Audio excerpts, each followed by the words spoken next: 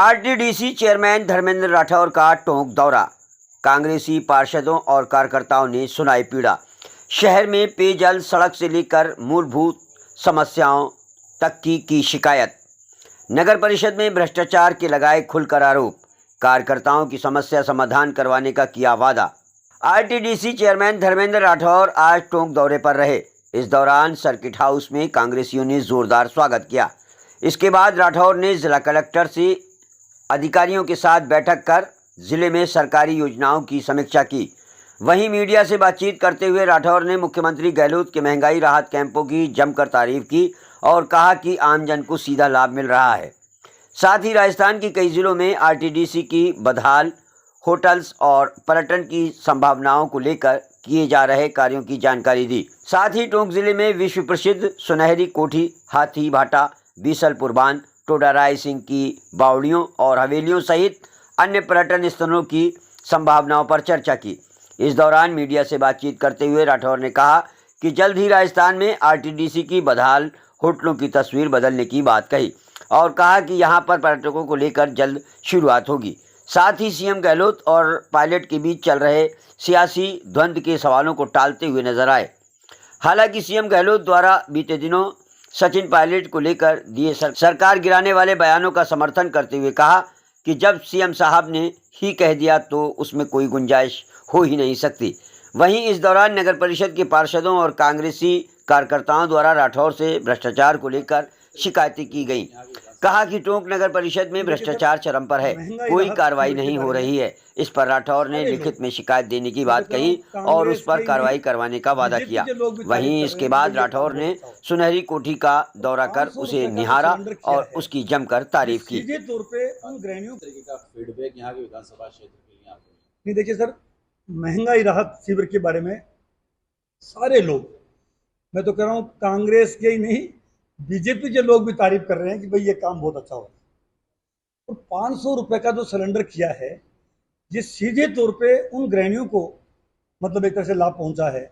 और मैं तो आपके माध्यम से भी देश के माननीय प्रधानमंत्री जी से निवेदन करूंगा, बीजेपी के जो नेता हैं, यहाँ के सांसद भी जौनपुरिया जी बीजेपी के हैं, उनसे भी मैं ये अपील करूंगा कि वो कम से कम अब इतना काम तो करा दें कि जब 1100 का सिलेंडर को हमारे मुख्यमंत्री जी ने 500 का कर दिया, अगर 500 रुपए वो भारत सरकार से करा दें फ्री, 500 वो कम कर दें, 600 हमने कम कर दिया, तो सिलेंडर फ्री का हो सकता है कि नहीं हो सकता है? वो तो 500 अगर कंपटीशन करें, प्रतियोगिता, मैं ये जो कह रहा हूँ, प्रतियोगिता करें तो विकास कार्यों से करें, जनता की रिलीफ देने की प्रतियोगिता करें। मैंने सिलेंडर की बात कह दी। ओल्ड पेंशन की मैं बात कर रहा हूँ। जब राजस्थान में ओल्ड पेंशन स्कीम लाए हैं और पूरे देश में मॉडल स्टेट बन गया है, मैं खुद कर्मचारी नेता भी रहा हूँ कि छोटी छोटी मांगों के लिए कर्मचारी आंदोलन करते थे। ओल्ड पेंशन के बारे में किसी कर्मचारी संगठन ने, मैं जो कर रहा हूँ, किसी कर्मचारी संगठन ने कोई ज्ञापन, कोई धरना, कोई प्रदर्शन नहीं किया। उसके बाद आगे बढ़ के मुख्यमंत्री जी ने एक कर्मचारी का ध्यान, भाई 60 साल नौकरी करता है जो कर्मचारी, और आप भी जानते हैं कि सरकारी कर्मचारी के मार्फत ही जितनी भी योजनाएं हैं वो ही उसको, और जिससे काफी कुछ काम प्रभावित है, आमजन का हो रहा है। मंत्रालय कर्मचारी जयपुर में सिपरा पद पे महापड़ाव डाले हुए हैं, वो लगातार हम संपर्क में हैं, मुख्यमंत्री जी संपर्क में है। वो ये रहा है कि उम्मीद जब कोई आदमी देता है तो निश्चित रूप से उससे उम्मीद उतनी ज़्यादा होती है। तो उनकी मांगे जो है, कुछ वित्तीय मांग है, कुछ गैर वित्तीय मांगे हैं। उनकी मांगों को फाइनेंस सेक्रेटरी साहब, हमारे मुख्यमंत्री जी, हम सब लोग मिलके और उनका जल्दी समाधान निकालेंगे, जल्दी समाधान करेंगे। एक सवाल है कि आप जहाँ जहाँ जाते हैं उसके बाद सीएम का दौरा भी वहाँ पर होता है, क्या मान के चलें कि आने वाले दिनों में टोंक में भी सीएम साहब के दौरे होने वाले हैं? नहीं, मुख्यमंत्री जी तो सब जगह जा रहे हैं, आप देख नहीं रहे हो। कभी कल वहाँ थे, 12 थे, वहाँ प्रमोद जैन भाई साहब ने सामूहिक विवाह एक वर्ल्ड रिकॉर्ड बनाया, बहुत ही शानदार। और मैं तो कोटा का तो जो नज़ारा देखा है वो अद्भुत है। कोटा का चंबल रिवर फ्रंट देखा कि धारीवाल जी ने जो कोटा को आमूलचूल परिवर्तन किया है, वो बहुत ही लाजवाब है और तारीफ का भी। पर्यटक आ रहे हैं, तो पायलट साहब की ट्रेन कब दौड़ेगी? आप तो अच्छी बातें करें, विकास की बात करिए, महंगाई राहत की मैं जो बात कर रहा हूँ ये करिए, जनता के हमारा जो ध्यान है, ट्रेन में टोंक का विकास हमारा जो ध्यान है वो केवल और केवल जनता, राजस्थान की जनता का भला कैसे हो। तो गहलोत जी बने 98 से 2003 राजीव अरोड़ा रहे, दूसरे कार्यकाल में रणदीप धनखड़ रहे, और तीसरे कार्यकाल में मुझे आरटीडीसी की जिम्मेदारी दी। जिस दिन मैंने आरटीडीसी ज्वाइन किया, निश्चित रूप से आरटीडीसी की हालत बहुत खराब थी, और आरटीडीसी मेरा सपना था, मेरा संकल्प था कि आरटीडीसी का खोया हुआ वैभव वापस लौटे। आरटीडीसी की पैलेस ऑन व्हील्स, जो दुनिया की 10 लग्जरी ट्रेन में से एक ट्रेन है, वो खड़ी थी, वो वापस पटरी पे दौड़े, क्योंकि यूरोप के और अमेरिकन इसमें किराया 4 लाख रुपए से लेकर 7 लाख रुपए तक का किराया है। दुनिया की सबसे महंगी और लग्जरी ट्रेन है, राजस्थान की प्राइड प्रॉपर्टी है, हमारे ये कह सकते हैं कि ये सांस्कृतिक राजदूत है राजस्थान की, भारत की। तो ये वापस पटरी पे दौड़े।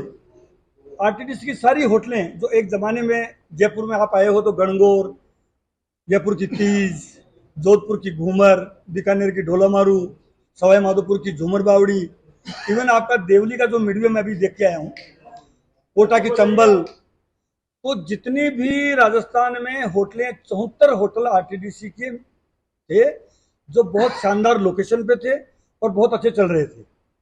लेकिन समय के जो अनुसार, या प्राइवेट जो निजीकरण का दौर आया और होटल में कंपटीशन हुआ, प्राइवेट होटल आई, तो आरटीडीसी के कर्मचारी, अधिकारी और आरटीडीसी ने अपने आप को अपडेट नहीं किया, तो काफी मतलब एक तरह से आरटीडीसी के होटलों की हालत खराब हो गई। तो जिले के पर्यटन के लिहाज से पिछड़ेपन की वजह क्या मानते हैं? उन अधिकारियों पर क्या कुछ एक्शन की प्लान करेंगे, या क्या वजह मानते हैं कि पर्यटन के लिहाज से इतना पिछड़ा जिला रहा? नहीं, वही तो कर रहा हूँ ना, मैं आया हूँ, इसका पूरा पहले क्या इसके कमियां रही, क्या उन सुझाव आए थे कोटा के लोगों का, हम कितना कर सकते हैं, ये सारी बातें सोच के और इस पे पूरा मंथन करेंगे। और जल्दी ही हमने कहा ना आपको, मुख्यमंत्री जी से हम निवेदन करेंगे कि उन्होंने कह रखा है कि जो मांगोगे उससे ज्यादा मैं दूंगा। तो कोटा को भी, बूंदी को भी, बारां को भी, झालावाड़ को भी, टोंक को भी, सभी जहां जहां संभावनाएं हैं वहां हम जरूर कोई अच्छा काम करें।